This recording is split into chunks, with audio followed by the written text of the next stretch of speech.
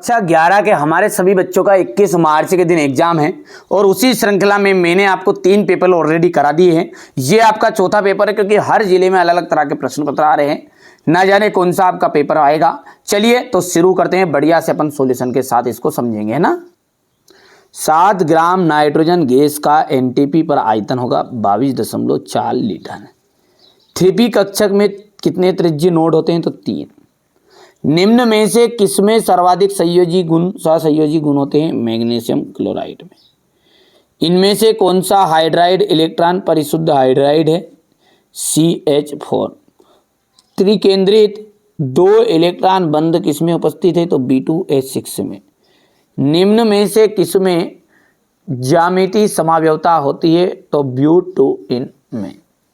ठीक है भैया, आगे बढ़ते हैं। तो यहाँ से अपन बात करेंगे, ये रहेगा आपका, ठीक है। इसके बाद में यहाँ पर है चौथा, पांचवा, छठा। रिक्त स्थान की बात करें अपन तो पहले में आपका 44 ग्राम आ जाएगा और एक तत्व का परमाणु क्रमांक 11 है। इसके ऑक्साइड की जो प्रकृति होगी ना वो क्षारीय होगी, ठीक है। और यदि कोई तत्व निम्नतम ऑक्सीकरण अवस्था में है तो वहाँ अपचयक दशा में होगा। BeCO3 कार्बोनेट वायु में अस्थायी होता है, जिसे अपघटन से बचाने के लिए कार्बन डाइऑक्साइड के परिमंडल में रखा जाता है। CH3 कार्बोलिन आयन सबसे अधिक स्थायी होता है। और यहाँ से अपन देख सकते हैं ये का समावयवी प्रोपेन 1 ऑयल आ जाएगा यहाँ से, ठीक। कंप्लीट कर लो, इसमें सब कुछ फंसा दिया है ना। चलिए आगे बढ़ते हैं। मोलरता का आ जाएगा आपका मोल प्लस अपॉन लीटर। सबसे अधिक आयनिक त्रिज्या का आपका जाएगा क्षारीय, ठीक है। सबसे अधिक क्षारीय इसका आ जाएगा C4 ऋणायन। जल में कठोरता Ca+2 धनायन। इलेक्ट्रोफाइल नहीं है Na+ धनायन। और हकल का नियम आ जाएगा एरोमेटिकता। हो गया भैया, पहली शुरुआत में कहा मैंने आपको रियल पेपर जो इसके अंदर समाहित है, ठीक है। इसके अलावा 3 पेपर हो रहे ABCD चारों में मिलकर मैंने रियल पेपर पसंद किया। यार हमें भी तो थोड़ा बहुत बचना पड़ेगा यार, डायरेक्ट पता चले तुम्हारा काम हो जाए ना हम फंस जाए, नहीं ऐसे नहीं होगा, है ना, ठीक है। चलिए तो आगे बढ़ते हैं। चलिए इसके बाद में यहाँ पर आ जाएगा आपका एक वाक्य में उत्तर, है ना। इलेक्ट्रॉन के निश्चित प्रेक्षक पथ के अस्तित्व की संभावना समाप्त हो जाती है, ठीक है। तो इसका आंसर आ जाएगा आपका हाइजेनबर्ग का अनिश्चितता का सिद्धांत है। ये किसका सिद्धांत है? तो हाइजेनबर्ग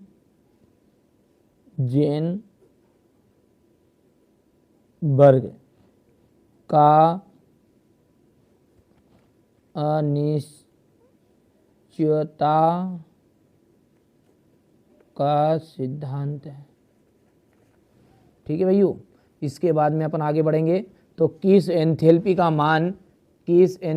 जो मान है वो किस एंथैल्पी का मान सदैव ऋणात्मक होता है? तो किस एंथैल्पी का मान सदैव ऋणात्मक होगा? तो जब अभिकारक की एंथैल्पी उत्पाद की एंथैल्पी से अधिक होगी। यहाँ पर लिखना पड़ेगा ऐसे भी, तो जब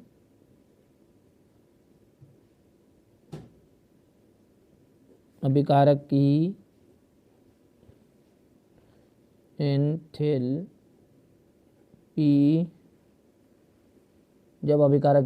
उत्पाद की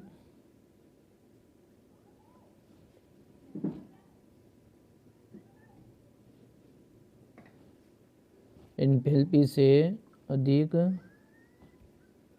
होगा, ठीक है।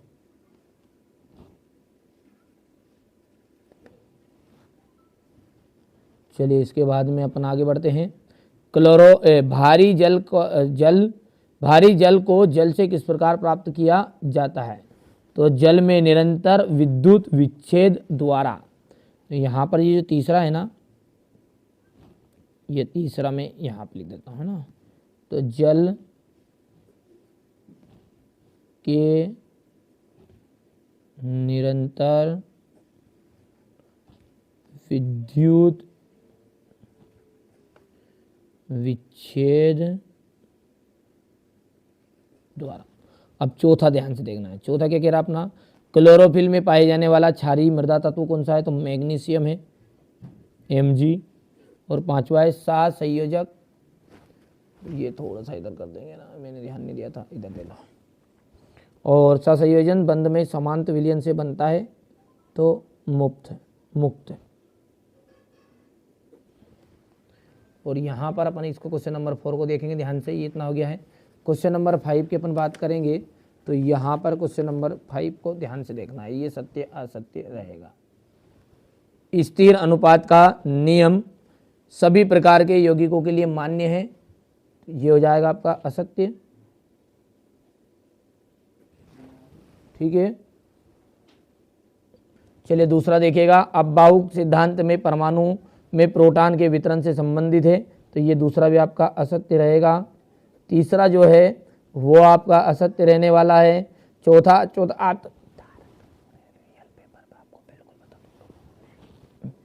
यहाँ पर है, ये आपका सत्य रहेगा।